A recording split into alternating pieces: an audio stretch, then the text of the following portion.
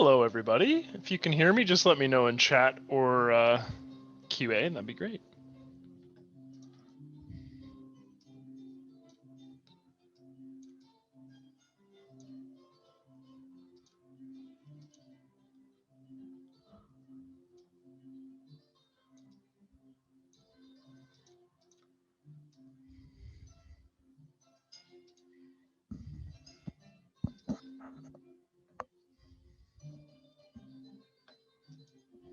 Awesome. Thank you, Daniel. Thank you, Les.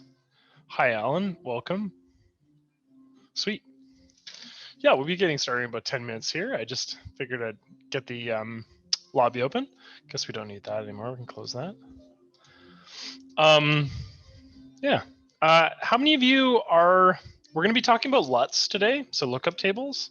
I'm just curious, how many of you in the chat, right, or rather participating right now, are familiar with lookup tables in ACDSee? Or otherwise, actually, I'm just curious. What's people's familiarity with LUTs?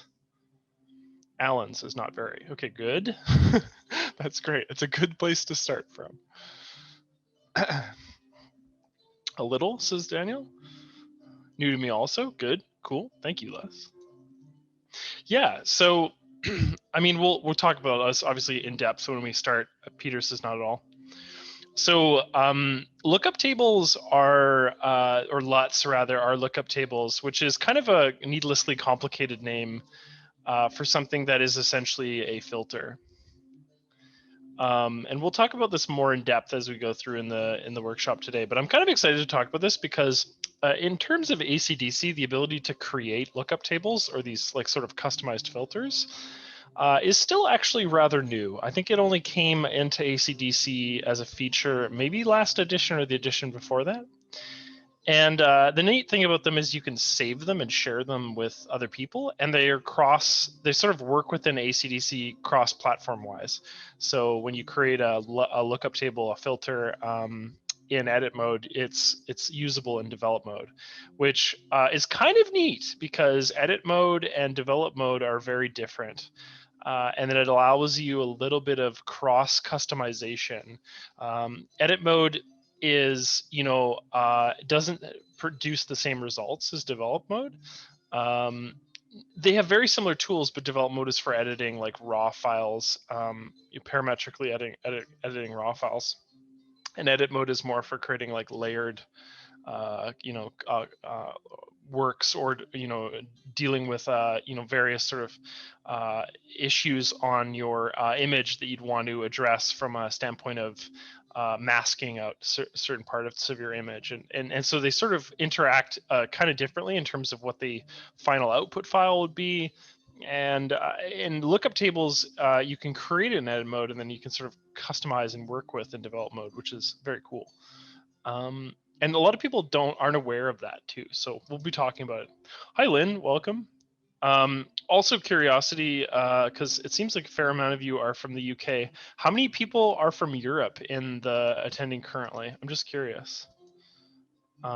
We seem to get like a really interesting mix of people in here. And I mean, if you're in the UK, that's like 8 hours ahead. Yeah.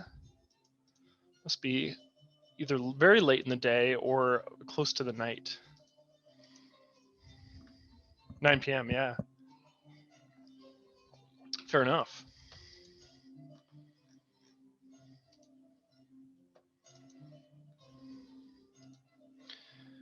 And another question too, I'd be curious about is how many people are sort of relatively new from due to either ACDSee in general, or are maybe people that are are new to these workshops, because I've been doing these workshops for since I started working with ACDSee, which is about 5 years now. So we've been doing them sort of consistently for 5 years, which is actually kind of crazy to say out loud. But I'm just curious how many people are also new to them as well.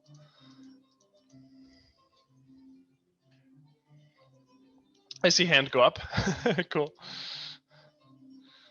Yeah, well, welcome to this workshop, Shane.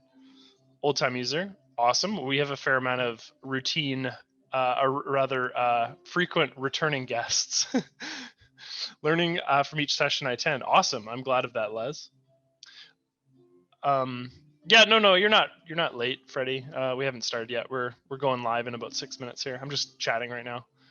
But thanks for your concern. I appreciate that. That's always funny too. I'll get people's emails or something like that. Every once in a while, I'll get an email saying like, "Hey, Adam, like, I'm sorry, I'm afraid I wasn't able to attend." And it's like, that's okay. It's like, so I've done presentations for like 300 people, so it's like, you're not able to remember every single person, but yeah. Okay, so actually, while we're on the topic of it, I'll open it up. So if you're new to ACDC, or if you're relatively new to the channel, or workshops in general, I'm just going to relink these resources. So the reason why I relink these is because if you go to our YouTube page, and you don't have to have a a YouTube account or anything like that to check out our YouTube videos. But if you go to our YouTube account, you can go to our playlist section, and we have a section, I believe, titled Workshop right here. And the workshop section is extremely in depth at this point. So it shows you the most recent one up at the top. And then if you scroll all the way down, I believe we started recording and uploading to YouTube probably late 2018. So I think it goes back a couple of years. But there's a fair amount of content in here. So definitely check it out. Cheryl asked if I'm talking. Yeah, I'm chatting. Um, hey, and welcome. Oh, glad the grass fires are resolved. That's always good. Um, so yeah, if you check out our workshop page on our YouTube channel, you'll find that we have quite a history of workshops that are fully there. Like, these workshops are upwards of an hour and a half per. So yeah, so there's lots of content there for you to like essentially catch up on or check out if it pertains to your interests. The one that we covered last week was, or rather last month, was glow in the dark layer effects, which was kind of cool, which is more of an advanced one, looking at masking in edit mode. So if you're interested in that, check it out. Glad of it, Cheryl. That's good. And then, yeah, we just have a ton of content on our YouTube page. So I always suggest that people check it out if they haven't already. And then the second resource I provided was Greetings, Whittle. It's good to see you again. Is that please email me if you have any questions about the workshop. I do a pretty good job of uploading all of the workshops over the next couple days. So this one will probably be out on Friday, I would think. I'd have it up on YouTube, maybe Thursday, but if you check out, if you also email me too, I can answer any questions that you may have during the workshop. And we also do two other things, and that is, if you email me with if you have a support question where you're like, hey, I can't figure this out, I do my best to get back to people within reason. There's only so much I can handle, but I definitely also send emails directly to support, with priority. And then the other thing is, if you have any suggestions for the product. So a lot of people don't know this, or maybe don't understand that ACDC is not a big company. We're actually like a small to medium sized company. And so when you send me an email and you're like, hey, Adam, I'd really like to see X feature or something like that, maybe it could be considered for addition to the software, in the next year or something like that. Those emails get taken fairly seriously, and actually I send them sort of directly to our developers. And so what the developers do is they take that feedback and they essentially prioritize it based on how many people have requested a feature. And whether or not they think that it's going to be like worth it from a development standpoint, because lots of times there's certain features that would be like that would not have that much of an impact on most users. So they take that feedback pretty seriously, and then they implement a lot of those changes based on essentially the number of people that have requested a feature. So if you do send me your suggestions or anything like that, questions, comments, that sort of thing, I do get back to you, and I also do direct them to the right departments. Back before COVID time, it was as simple as walking over to the developers' desks and asking them about a certain function or functionality, and they would do their best to essentially send that, or take that and to our head developer and suggest it as a feature. But now everything is over email and chat format and stuff like that. So, but yeah, but I guess my point is that please email with any questions that you have. All right. So we're going to get started today talking about cinematic adjustments to photos. And this actually is sort of twofold, how this affects what we're going to be talking about today. So I'll explain both. The first one is essentially you can in ACDSee, we're going to be looking at a variety of different editing functions that give the effect of rather like a modern looking cinematic post-processing effect. And if we're looking at a lot of cinema, or if you even do like looking at people's Instagram accounts that are photographers and stuff like that, you're going to see that there's a certain sort of look that I'm going to do my best to explain today, and also talk about how we can create a lookup table with it, a LUT with it. And if so, you're jumping in right now, I'm going to explain LUTs too, because this is also relates to cinematic post-processing pretty significantly. So a LUT in ACDSee is essentially a filter, and we'll explain that later on in this video. But historically, LUTs were are kind of an interesting phenomenon. You might be familiar with LUTs if you've done any video editing, but the sort of the functionality of them originally started in video editing and has made its way over to still photography. So a lookup table historically was they would take, way back in the day when you had analog film, like real film, film producers had sort of different appearing film. And this is, again, keep in mind, this is for a video camera. But so what would happen is you'd have this film that would come out and have a certain qualities to it that would be established as a certain film producer's look, style, appearance. And these things were partially intentional, partially unintentional. And so when you're looking at a certain film, and especially older films that have that kind of classic sepia look, that is a really good example of like historically what would have been potentially an unintentional effect of the way that film was captured. And then as time went on, those sort of effects were lost because of the digitization of film, both film photography, video photography, and still photography. And so what LUTs are is essentially they're a way to mimic the appearance of historically what would have been like a granular, very like physical effect that the film would give the final output file, whether it be the movie or the photography or what have you. So anyway, so the whole point is that LUTs are something that you can create in ACDSee, and this is where the post-processing comes into play, and we'll talk about that. But essentially, in edit mode, I'm going to bring up this image here, which is what we're going to be working on. For a number of reasons, this image has some really interesting oranges going on in it, but overall, it's like way too vibrant, and we're gonna make a whole bunch of edits and adjustments to this image to sort of mimic a really cinematic effect. So LUTs in ACDSee can be sort of added to a file in a couple different ways. The first way that we're going to look at is you can add a LUT to a file in the filter section here.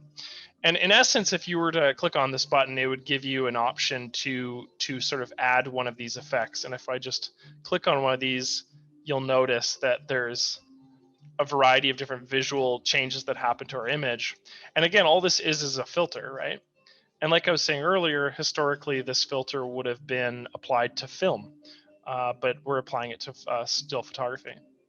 So these filters are something that we could add in this case as a filter from the filter menu here, which means that they're destructive change to our image. But we can also add them via adjustment layers on the right here, on the right-hand side of our UI in edit mode. and it's just under the color LUT section down at the bottom right-hand corner here.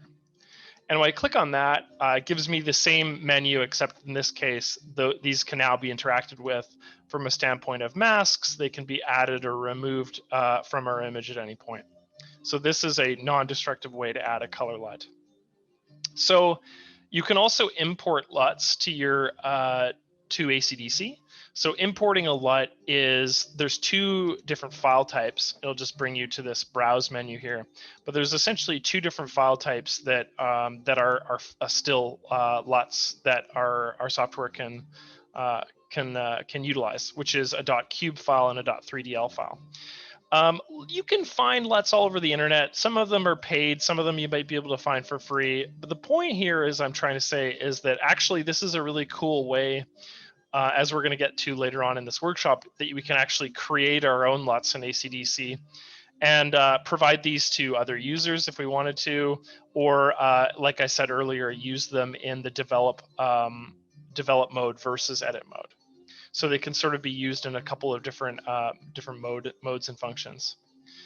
So I'm just going to delete this because we don't need it for right now. But that's how you would essentially apply a LUT to an image, is you would go into your image and you'd apply it via the filter menu or the adjustment layer menu here.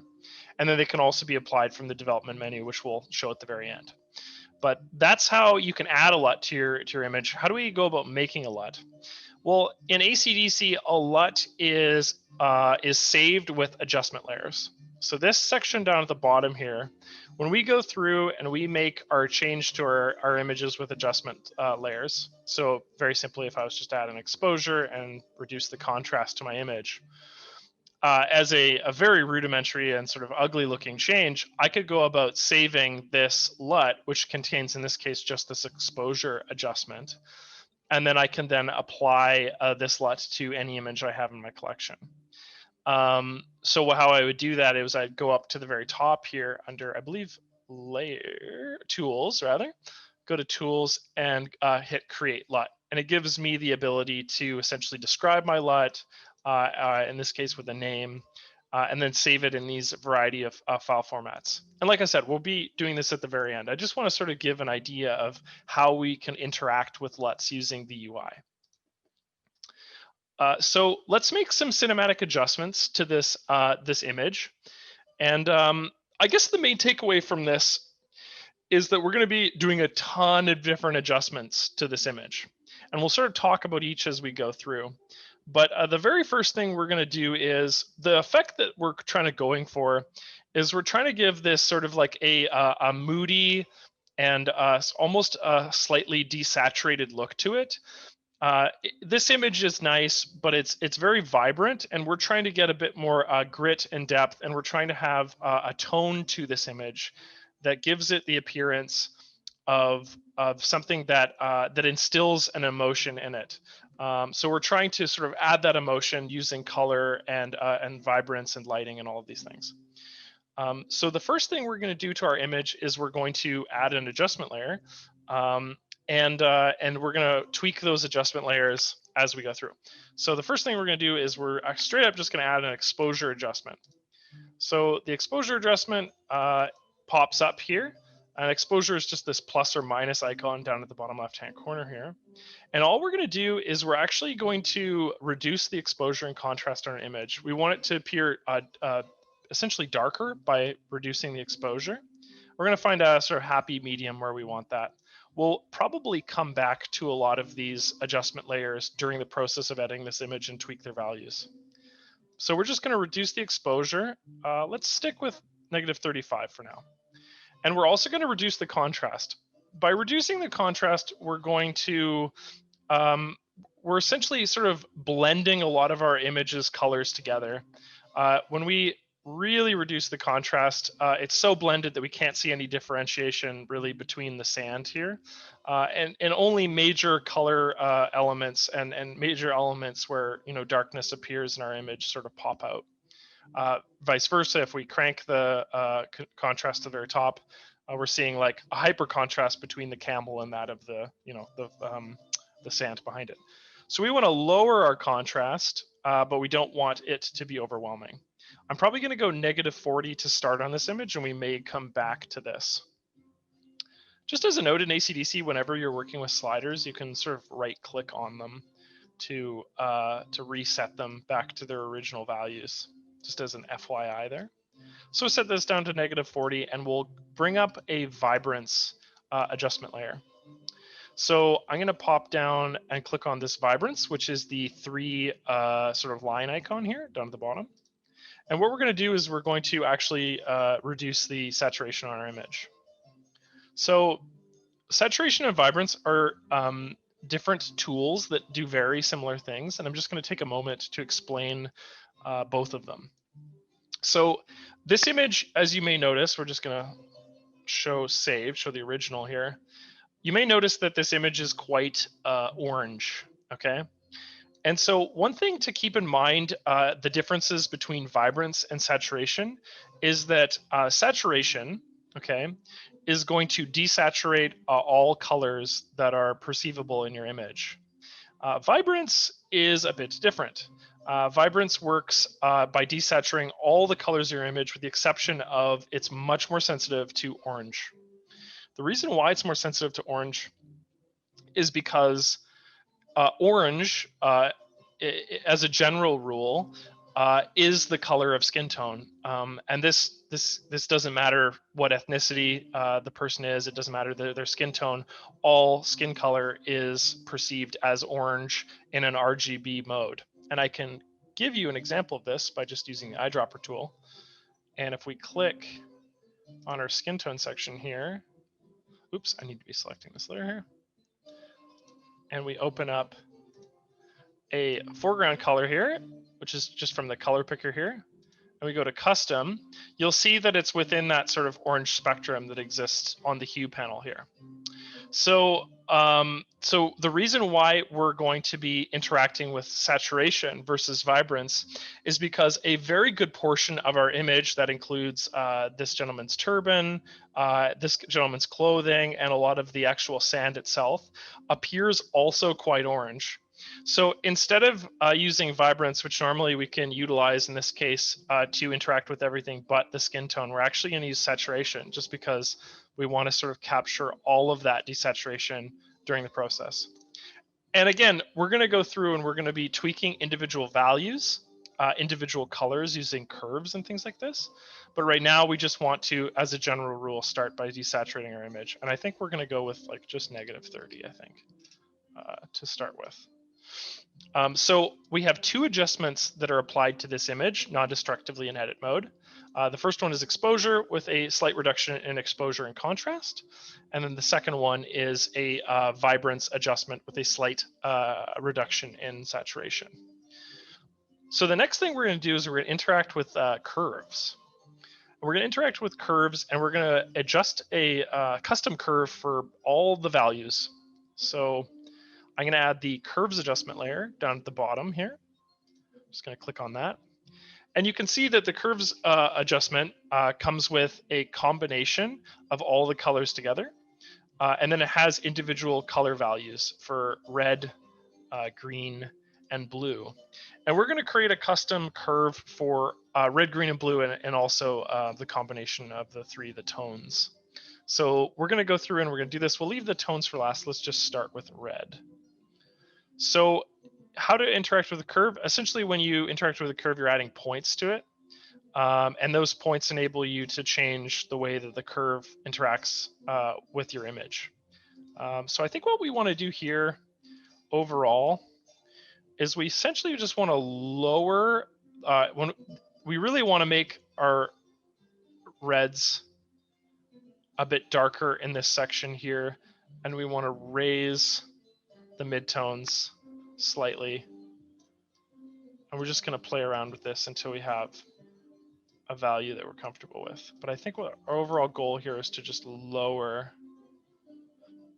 And this is as we interact with these individual values, our image is going to look a little unusual. So essentially what we need to do is we need to go through and we need to just pay attention to these as we go. But I think that that's the general curve we want. We just want a low starting curve, and then it's going to round out nicely at the top. And we want the same curve essentially actually for all 3 of these. with the blue being slightly lower. So I'm going to go through and I'm going to adjust this like that. We may come back to these as well as we go through, and that's the beauty of working non-destructively, so we can do that. I might just add a really slight adjustment to that. Let's see how. So when we pull this up, we're really seeing a lot of those blues in the sky, but we're losing a lot of the clarity of our yellows. You're going to notice too that tonally, this looks very similar to that of the white balance adjustment that we're going to be working with later. Let's take a look at that versus what we started with. Cool. Okay, so this is already looking quite a bit better. You know, the changes that we're making to, so when we reduced contrast and it sort of blended the visual appearance of our image together, what we're doing now when we're adjusting these individual curves is we're sort of making a lot of portions of our image darker. We're choosing individual colors to make darker, and we're going to make these tones darker as well, which is essentially going to offset and accommodate for that change that we made to the contrast. So Anonymous asked, this may be a very basic question, but in this desert image, how would you mask the subjects and camels retaining their color and turn the entire background black and white? Okay, that's a cool question. We are going to get to that a little bit later, but there's a couple different ways we can do this. Let's try it now too, because we can talk about the turbans, for example. We can isolate specific colors. Let's make a color EQ adjustment to our image. Okay, so we're just going to add this adjustment to our image, and you can see it pop up top here. And we'll probably edit this later, but for now, let's make a sort of like a selection in quotation marks with this color EQ change. I'm going to right click on this color EQ panel, and I'm just going to open up pixel targeting. So if we wanted to target a specific tone like that of our camels, we could use these sliders to select that. Or we could select a certain color. In this case, we could use this gentleman's garb, his sort of blue colored clothing here, and we can target that as well. So let's do the latter, not the former. So I'm going to reduce all my targeted colors down to 0 with the exception of blue. So in this case, what we're looking for in the target mask is his garb to be isolated, which it looks like it is there. And I'm going to raise both blues because that's the color I'm looking for. And I'm just going to hit OK with this selection in place. I don't want to select the sky, so we can make an adjustment later that, or we can make a tweak to this mask to reduce that. But I would click this color EQ, and then I could change the color or address some saturation, hue, or vibrance issues with this gentleman's garb. So if we wanted to say make this blue more saturated, we could just increase this bar. Or if we wanted to brighten the appearance of his shirt too, we could brighten it like this, just increasing this blue bar here. And you can see that that's increased. The unintentional consequence of this is that we actually don't really want the sky to be increased. So what we could do is take a click on our mask here and just use a black brush to unselect, delete, in essence, the top portion of our image and also that of the camel here. We don't want to get that blue. So we could raise the values of just this person's garb.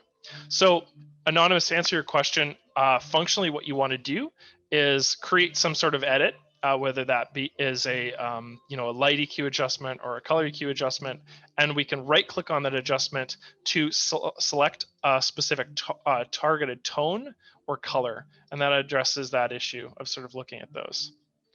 Slight divergence from what we're talking about. Let's go back to curves.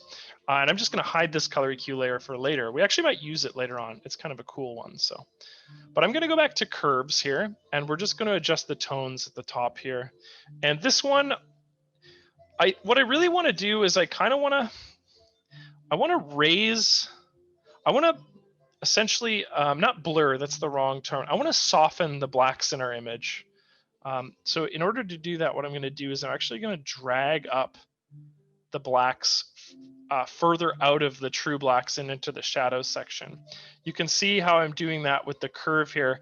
All I'm doing is I'm raising this first point sort of into the realm that looks like shadows here. And what I'm going to do is I'm going to just sort of slightly make this curve. And I'm going to do the same to that of the highlights. I'm going to pull this highlight down, or rather pull the whites down, which doesn't have too much impact on our image because there's not much in the way of whites in our image from the histogram perspective. But we're just going to find a happy medium in this curve. The main point that we wanted to do was soften those blacks. And I think I need to raise this slightly because if we lower it too much, it becomes, there's almost no contrast in this area at all. So I'm just going to raise that up. And the curve I'm looking for really is just the slight adjustment of the start of this curve is going to be raised, and the final endpoint is going to be lowered slightly. I think we like it there. Okay, so what we've done so far is we've adjusted the, we've lowered the contrast and exposure. And we've lowered those because we're going to interact individually with the red, green, and blue in curves. We essentially darkened all three of those. And then the last thing we did, or rather the second thing we did, was reduce the saturation. The next step that we want to do in this is we're going to probably use light EQ to pull up a little bit of light in this image, not too much. So I'm going to go down to the light EQ panel right here. And I'm just going to add a tiny bit of light to our image, not too much, probably about added 3. So this is adding 25. We want to lower this down all the way to probably about 3 here. We're just adding a little bit of light in our image, and this is just to accommodate for some of the sort of darker areas, just so we're not losing a ton of contrast here. The next thing that we want to do is actually reduce clarity. So this might seem counterproductive, but it actually looks really neat. So we're going to use Orton and clarity. We're going to reduce the clarity significantly, probably down to about -45. If I really reduce clarity, what you're going to see is the whole image becomes very blurred. And especially areas too that should have contrast, like this gentleman's turban here, and especially in this area right here, that's going to become far too blurred. And we don't want that effect. We want to reduce clarity slightly to homogenize these colors. And again, the look that we're going for is really that of a film effect. And so what we want to do is we want to give this appearance of our subjects here sort of not blending in with the background, but having a visual sort of a center point in our image. And we can do that by sort of adjusting the clarity of our image and giving there's a softness to the overall image itself. The other thing we're going to do is we're going to crank up Orton a little bit. So Orton is it's essentially a tool, a photography tool where you take two versions of the same image and you blend them together to sort of get the best out of the foreground and the best out of the background. And Orton, this slider here, is just an automation of that process. And I'm just going to bring this up until I feel most comfortable with it. And I think I want it around, that's too little. I want a little bit of color in that. I think about 22 is where I want. I'm just going to show saved to get an appearance of our image here. It's really incredible how much more like character and depth we've got out of the center of our image versus the original, which kind of looks incredibly washed out in comparison. But we're nowhere close to done. There's still a couple more edits that we want to make going through. But we've done the clarity and Orton adjustment right here. So that's all we wanted to do within this section here. The next thing we want to do is we want to selectively drop the saturation in these specific hues, and this is going to be one that we're going to be playing with quite a bit as we go through. But I'm just going to add a color EQ adjustment layer to this image. It's going to add it to the top here, and what we want to do is we're going to probably reduce all of these saturated values a bit more. Let's reduce them by about 25 maybe per, oops, -25. And we're going to come back to these. We're not set on them, but I just want to start by sort of reducing a lot of the color in this image. Run it back. And then what we're going to do is we'll probably pull up some saturation, especially in the oranges and blues a little bit later. But for right now, let's just leave these. What we want to do now is we want to add an overall warmth adjustment to this image and see if we can get a sort of more universal application of warmth to our image. So we're just note this for now. We're going to come back to this guy and we'll just add a white balance adjustment to our image. And I'm just going to pull in a bit of increase the temperature. I'm going to slightly warm our image. I don't want to warm it too much so that the sky appears green here. I just want to pull it up slightly so that I get a bit more a warmth out of this overall foreground section here, which I think a white balance, a slight adjustment of like 5 or 6 is going to be good for this image. So I'm going to leave that as is. So right now we have a fair amount of adjustments. The ones that we're probably going to be coming back to are the color EQ and the curves. The other ones we'll probably leave as is. We might adjust clarity a little bit. The next thing we want to do is split tone our image. Split toning is it supplants certain colors in parts of our image. So split toning is this guy right here with the little squiggly mark in the center. So we're going to click on that and it pops up a little adjustment right here. What split toning does is it creates a color, or rather adds or reinstills a color within the highlights and the shadows. And the effect that we want in our image is we want our shadows to have a more bluish appearance, and we really want to pull out the yellows in our image. So we want to highlight saturation of yellow. So what I'm going to do is I'm going to increase the highlights. So I'm going to bring this value up.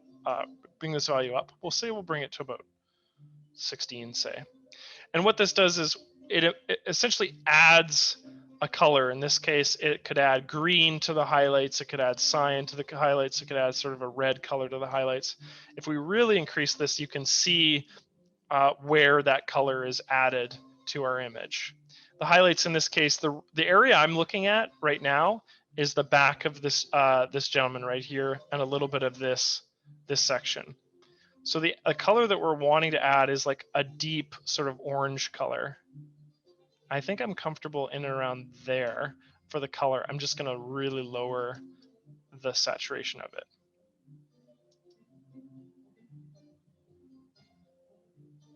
And we're going to do the same for the shadows. So I can really crank the saturation and just show you where this is going to be inputted. And we want sort of like a cyany blue color added to our image. So I'm going to bring it into this section here. Split toning is like a classic method of adding color selectively to your image. Alec Watson, who does is a professional photography and does tutorials for us, he was talking about a very common like Marvel movie split tone effect that they utilize in sort of these superhero films, where they'll use like a cyan sort of highlight with that of a sort of a purple shadow, and it gives like this appearance that they utilize as, in this case, a lookup table over the whole film itself. So they'll essentially apply this effect to the entire film in post-production. So I'm going to bring it, I think I like it around here, and then we're just going to reduce that value again to around 16. Now what we're going to do is we're going to balance these, and I want to reduce the balance. So if I pull the balance all the way over here, we're seeing way more of that highlight than we are of the saturation, and if I rather of the shadows. And if we pull it in the opposite direction, we're actually seeing the reverse of that. We're seeing way more of the shadows and less of the highlights. And we wanted to really instill a bit of blue in this image to cool it off. And we're going to actually address the individual oranges later on in this image by increasing, them within their saturation sliders. So I think we want it around here. We're getting a nice blue appearance in here. We sort of corrected a bit of the sky at the top here. Just have a look at our original image versus the one we're working with. And we're going to address probably some exposure and contrast adjustments in here. So we've added a split tone, and then let's address some selective colors. So first of all, let's go back into exposure, and let's say maybe slightly reduce the amount of contrast. Let's go around to 25. Yeah. And then we'll go into our curves and we're going to play around with the curves a little bit. I'm just going to lower this overall curve on our general, our tone. I don't want to lower it too much because we lose a lot of value in, and especially where this camel is. So maybe just raise it slightly. There we go. We'll go into our reds.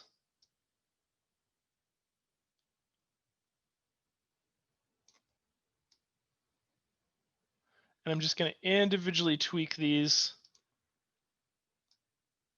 Whoa, definitely not. Lower. There we go.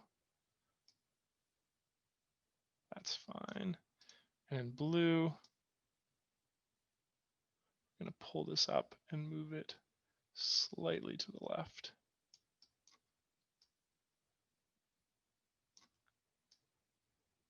Okay.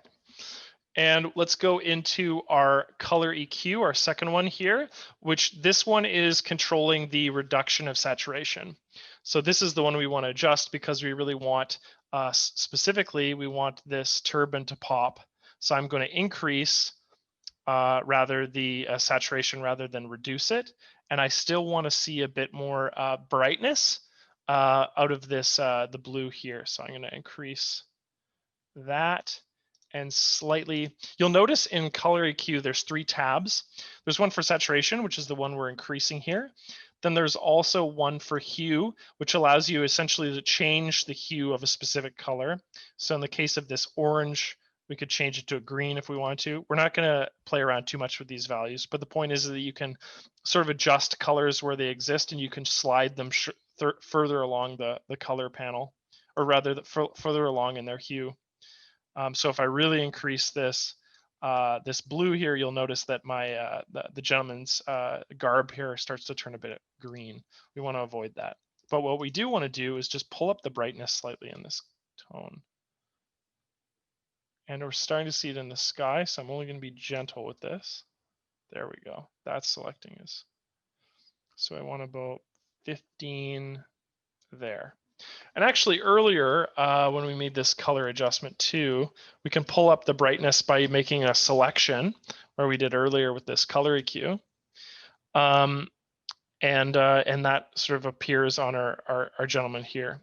The one thing I want to be clear about is when we're making a LUT, we want to avoid using selective adjustments. We want to use universal adjustments, because what the LUT is going to do is it's going to copy each and every one of these adjustment layers, and then it's going to apply it to a new image. So what we really want to be doing is we sort of want to avoid that. We want to make just general changes to our image. And what I'm going to show you later is really useful, because we can take this LUT, bring it into develop mode, apply the LUT overall, and then tweak individual values. Like I could go in and I could then dodge and burn this image afterwards. But I'm starting to really like this image, and I think this gives it a much more, a much more approachable. It's far less saturated than the first image. It has this sort of cinematic effect to it, and really focusing in on this, on our 2 subjects here. We're really almost a part of a conversation that's being had between them, versus the original, which is way flatter. Even though that you have technically way more contrast in this image, it just appears more flat and uniform, because we're not choosing any images to selectively look at. We're not taking in this this beautiful red and oranges and making them the subject of our composition. Rather, we're sort of like hiding behind them by having this overall flat image. So we're going to go back into color EQ here, and I might just pull up the saturation slightly on the reds. And I think otherwise than that, I'm fairly happy. Slight reduction of vibrance. And let's go about saving this image. So, or rather saving this LUT. So say you've got a bunch of adjustments, you're happy with your image, you're like, hey, I really like the appearance of this. I want to apply this effect to new images. And we've done this sort of thing in the past in terms of we've done it with utilizing actions. I'm just showing you a new method that sort of you can bring into develop mode. So with all of our adjustments in place, we're happy with this image. We like the overall appearance of it. We have this sort of beautiful foreground setting to it now. What we can do is we're just going to go up to tools and we're going to create a LUT. And this LUT is going to contain all of these adjustments. So we'll describe it. We're going to call it cinematic. Cinematic effect 1. And then we'll just save it as a 3DL file. And the quality is fine. We'll just leave it at medium. So I'll click save. And then it'll give me a location within our source files here that we can save it in. I'm just going to save it in the same folder. And we're going to call it cinematic effect. And we'll save it as a 3DL file. Now, these files, provided that somebody's utilizing ACDSee, these can be saved and provided to somebody else.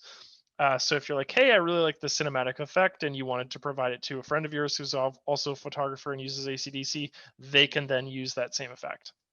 So these are totally transferable. They can be provided to new people. So I'm going to click save, and it saves it in there. So now it contains all of these adjustments. Just as a side note too, if I click on the color LUT section, I can actually import new LUTs. So in this case, if your friend had sent you that same LUT file, you could click on the imports LUT button right here. And then just wherever they may be located, they'll probably be located on a different hard drive or something like that. But you can go and navigate to that file and essentially import it right from there and open it up. And they'll be added to your list. So what we can do is we'll just go back to manage mode. And Freddie asked a question earlier that I wasn't able to get to because we were getting started, but I can answer it now. And that question was, how do I see the histogram in manage mode? And I believe if you go to panes, let's see here, there should be a section to show this. Preview. So it's under preview. So if you click on preview, Freddie, within manage mode, that enables you to see that histogram. It's not coming up for some reason. That might be because I wasn't selected on image. There we go. Yeah, so preview contains the histogram within manage mode. So what we can do is let's make a quick copy of each of these images. So I'm just going to click on our images here and we'll, let's see here. We can probably just copy and paste actually. So I'm going to take this LUT file and we're going to apply it to each of our second images here, and we'll have a comparison. So we can do that. Let's just do it in develop mode. That's a good way of looking at it. So I'm going to bring up this copy here. I'm going to bring it into develop mode. And we've already saved our LUT. So what I can do is on the left-hand panel here, I can go to color LUTs. I could just select that LUT we created, which I believe was cinematic effect. And we can apply it to our image here. And then from here, if we wanted to, what we can do is we can adjust other values. So I could go in and I could go to, say, light EQ, for example, and I could bring up the midtone slightly. Or if I wanted to adjust the color on this person's shirt, I could go to the color wheel. I could select just that color right there. And then I could increase the brightness and saturation. So I could do a variety of effects with this color LUT already in application, already applied to our image. So this is kind of beautiful. And this is sort of what I was talking about earlier, because in ACDSee, this enables you to take some of the functionality of edit mode, right?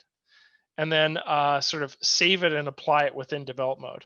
So you can have a variety of different effects to your image that would be challenging in develop mode on their own, and then apply them directly within within develop mode. So all I wanted to do though is let's actually reduce the saturation on that. I'm just going to pop open into our next image here, and we're just going to apply that cinematic LUT. So I'm just going to click on our guy here, go into LUT, and I'm just going to go through and save that LUT on each of our images. Cinematic effect. Again, just clicking on the LUT within develop mode and just selecting the one we just created. And I'll click here and apply that effect. And I can go back to manage mode, and we can sort of have a look at each of these images in comparison. To compare images in manage mode, all you do is click on your image, and then you can go to right click on them. And there's a section in here that allows us to compare images. So you can just see a before and after just like that. And I believe actually if you click on all of the images together, we can compare them, and it'll allow us to drag and drop those images. So if we wanted to see the desert and this market here, so you can put the market here, you can put the desert up here, and the market right here. So we could sort of have a comparison just looking at all four of these images together. Go down to 2, for example.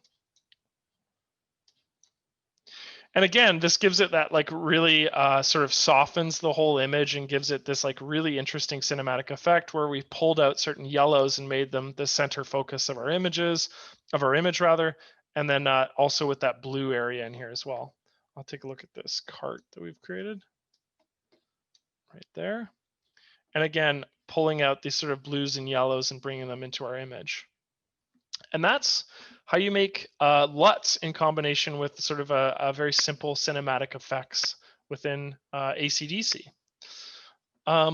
I'm just going to stick around for a little bit longer here. This is a rather short one today, but that's it for the workshop. I just wanted to go over that. And if you have any questions in regards to what we covered today, I'm obviously here to chat for a bit longer and answer any of those questions you may have. And also, you know, Christmas is approaching. So for those of you that celebrate Christmas, I hope you have a good one, and happy holidays to everybody else. Yeah, but like I said, I'll stick around and answer any questions. The sequence doesn't actually matter, Alan. The sequence doesn't matter. The order of the sequence in terms of the layer order matters. So obviously the first layer is being applied, rather the layer that's on top, the very topmost layer is the one that's being applied first. But you can very quickly take a layer and move it if you want to. So you can drag a layer up or down depending on where you want it to be. But the layer order of the sequence doesn't really matter. I was just giving a sort of a rough guideline as I was going through to the things, my specific workflow. So working with that of reduction of contrast and exposure, and then working with things like the RGB values and going through and then tweaking other things like clarity, and then coming back to hue and adjusting the saturation and individual colors. Yeah, but no, the sequence doesn't matter in edit mode, nor does it matter in develop mode. It's just when you're working in edit mode, if you can slide, you know, sort of specific adjustments up and down. And actually, I'll show you an example of what I mean. But all I mean is that when you have a image in edit mode and you have a variety of adjustments, so say you have one of split toning, and we'll split tone our image here, and then we have a levels adjustment. So depending on what they are, if this levels was beneath the split toning, it might affect our image somewhat. There might be some changes. So play around with that. But again, these are very easy to just swap back and forth. So there's no final process that's made there. If we're using filters on this left-hand panel, because they're destructive, the layer order, or rather the order of those filters really does matter. But because we're working in edit mode and we're using these adjustment layers non-destructively, then they can be ordered however you like. Yeah. Sure, Gabe, we can talk about making a subject, or rather the background black and white. Yeah, thank you, Marcia. Merry Christmas.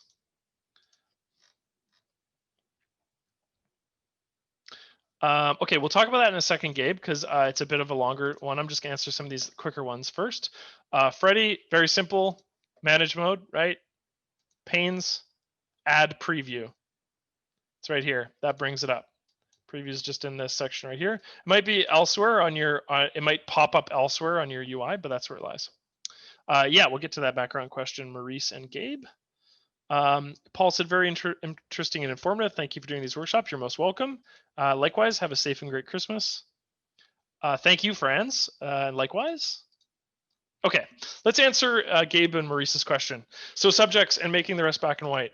Okay, so let's use this gentleman as our subject. Okay. So what we need to do, okay, is we need to mask this subject and then essentially make the rest of our image black and white. So the way that we're going to do this is we have to make a selection of him. This is easier when our subject is unanimous in tone or color. And the way that might be the case is, say you did a modeling shoot and the modeling shot the subject, or rather the background, was all one color. Well, it's very easy for you to go in and make a selection of, say, the background if it was all one color, and then just make that background black and white. But for this case, which I think is much more normal and much more default, is that there's a lot of colors going on in our image. So let's make a selection of our subject. Let's say this gentleman is our subject, okay?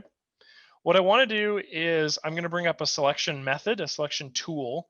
Okay, so we're going to use the brush selection in this case, and we're going to combine the brush selection with magic smart brushing. Okay, and we're going to combine it with feathering. So we're going to find a brush selection method that is going to work, and we're going to have to play around with a couple of these different features. So you might not be familiar with how smart brushing works, so I'll explain it. So if smart brushing is turned off, you're just selecting wherever the nib your brush lands, okay? But when we have smart brushing turned on, we can select based on a couple different what's the word for it? A couple different values. We could be selecting similar colors, similar tones, or pardon me, a combination of both. And we're going to do the combination of both. So when I hold my brush and start to select my subject here, you're going to see that it starts the process of selecting my subject, and I can sort of avoid selecting certain parts of the background. The way I'm doing this is I'm just selecting a pixel that I want, in this case, this blue color of this guy's shirt, and I'm going through and I'm just sort of making my way around my subject, around the exterior of my subject. And all I'm doing here is selecting as best I can my subject, because I plan on inverting a black and white mask, which we'll explain when we get there. But let's just make as accurate a selection of our guy as we can. This can also be made with the polygonal selection tool. And then what I'm going to do is, when I have like an accurate selection of the background, or rather of him, what I can do is I can sort of capture the interior part of him by turning magic off, because I know that it's really only the edge that I'm worried about. So I'm just going to go through and I'm just going to make a quick selection of him on the inside here, and we'll clean up any of this bad selection that we have on the edge. So we're getting around there. And let's just get his head as well. And I apologize, this is a rather quick selection. I would normally take a bit more time with this, but this is just to get the gist of what I'm talking about. Turn it back to magic brushing, and we're just going to brush on his turban here and around the edge right here. Capture any and all of the little tassels that fall. And right here as well, just on the edge of that neckline. And then we're turning it back to turn magic off, and then just fill in the blanks. And so what we're going to do is we're going to create with this active selection. So this active selection may be marching ants for you, but for me, I've just turned it to this red overlay. But with this active selection in place, okay, we have our subject selected here. I'm going to pop over to negative, or no, not negative, sorry, I don't want negative, I want black and white. Click on black and white, and you're going to notice that it makes our subject black and white, which we don't want. What we do want is to just invert this mask. So our subject is made black and white, our active selection disappears, So what I can do is I'll just take this black and white adjustment layer that we have, click on the mask, because the mask contains the information about what is black and white and what isn't. And I'm going to take that and I'm just going to invert it. And so that makes my subject color and the background black and white. I'll also do, I haven't done a tutorial on this in quite a while, but I will say this, masking and selections was a huge component of the previous workshop I did. So if you go to our YouTube page, which I've linked up in the earlier in this conversation, or in the QA, I'll just link it again. But if you, sorry, one sec. If you go to that workshop, or sorry, if you go to our workshop section on our YouTube, it's right in there, and we go over in depth making selections. If you give me a second, I'll be right back to answer any more questions in chat. 1 second.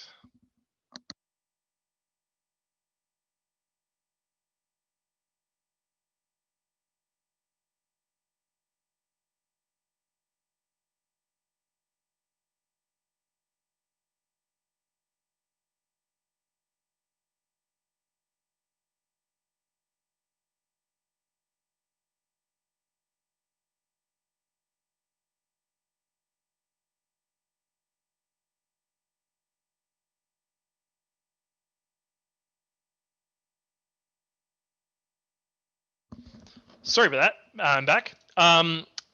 So all I meant to say was that making a selection is as simple in this case, or inverting the colors is as simple as making a selection with the brush tool, selecting our subject, and then going into the black and white tool and inverting whatever the selection was, depending on what you want to be black and white. But because this is such a quick look at masking and adjustment layers, what I would suggest is going to our previous workshop on exactly this topic. But Maurice and Gabe, that's sort of a short form how you would do that. Janet, thanks again. Great to watch you. Yeah. Happy holidays, see you in the new year. Likewise, yeah. Have a great holidays, and we'll talk about it. We'll have some more content for workshops after Christmas. Yeah, Gabe, you're most welcome. Yeah, appreciate the question. It's a good one. Yeah, so if I go to our workshop here, there's a workshop on. There's a one here on glow in the dark and layer effects. This is going to teach you a bunch of valuable tools in regards to masking. Which is what we just did there with that black and white section. So check that out. Alan, thank you very much. Merry Christmas to you. Freddie said, sorry, Adam, this is not showing the histogram. I click panes in the preview. It shows my camera info, not the histogram. Yeah, did you click on an image? Because you have to click on an image in order to show the histogram. For example, when I go into manage mode, if I'm not selected on an image initially, all it shows is this camera info here. But when you click on an image, it illustrates the histogram. If that isn't working, what you can do is you can also reset your workspaces to default, and that might help with this issue, because I believe the histogram is by default always set there. Maurice, thanks. It was great. I hope one day to make it easy. Yeah, well, yeah. I mean, all it is a matter of like spending a bunch of time within the software. But I do have a bit of a leg up because I come from a standpoint of, I was a graphic designer for many years, and a lot of the tools in ACDSee are really similar to the ones I'm familiar with.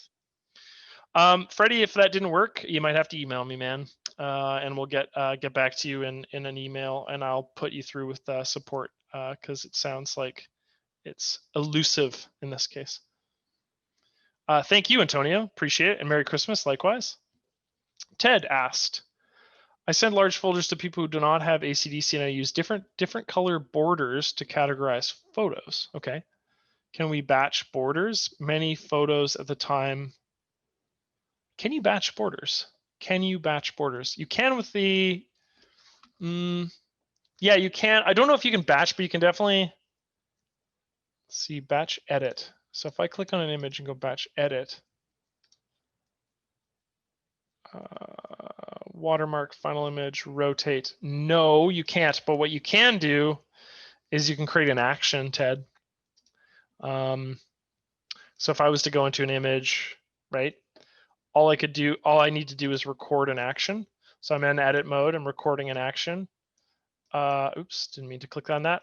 So I'm in edit mode, and all I have to do is basically click on this record new action button.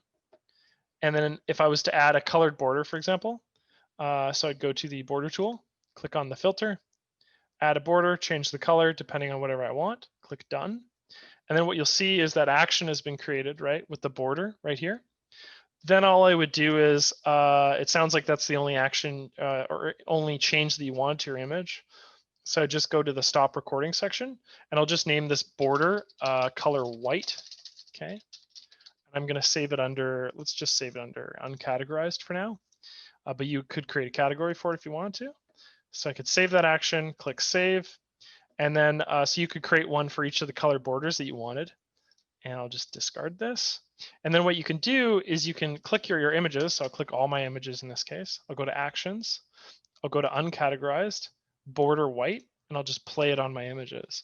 This is like a very fast way for you to make different color actions, not a batch, actions of the border. Actions is like the advanced batch tool. Batch is like really simplistic, but actions gives you a lot of control over that. So I would go through and play with that. What I would recommend doing is just familiarize yourself with the actions browser. So in manage mode or in edit mode, you can just pull that up by clicking on actions, go to actions browser.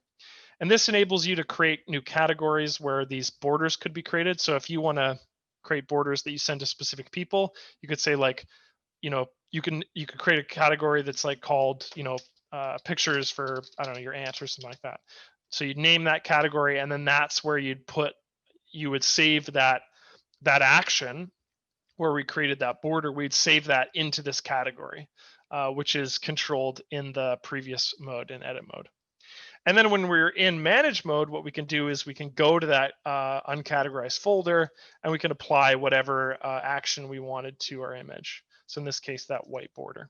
So it's a fast way to effectively add borders. It is batching in the sense that you batch multiple files. It's just not using the batch tool. Yeah, there you go. Kim said, yes, the actions work great for batch post-processing. Yeah, they're super useful. There's essentially three methods of making multiple changes to, sorry, there's essentially three ways of making group changes to images in ACDSee. Batch development, okay, using actions, and then batch editing. Development presets are what enable you to batch develop. Actions can enable you to do a variety of things that those other two functions can't. And then batch editing, just because actions is so much more versatile now, pardon me, batching editing is a bit it's becoming a bit outmoded, and we're trying to move people to using actions more just because it's much more versatile. But batch development is still very much how you'd make batch changes using that function. So hopefully that answers your question. Freddie, take care. We'll email about histogram. Great. Likewise, have a Merry Christmas. So that's it for me, friends. I'm gonna sign off. If you have any questions, I'll just send again my email. Yeah, I think that Borders is planning on being upgraded. But if you want to see that, just please email me as well, because that's something we can include in a next edition. But I believe that is planned, because I was looking at the UI a couple days ago and it's really old. Yeah, so please email me if you have any questions. Please check out our previous workshops. This workshop will be uploaded on our YouTube page in 1 or 2 days. And, happy holidays to you and your family, and if you're celebrating Christmas, have a Merry Christmas. Yeah. I will talk to you soon. I'll leave this lobby open just so you can grab my email and that link if you need it. But I'm logging off. Take care.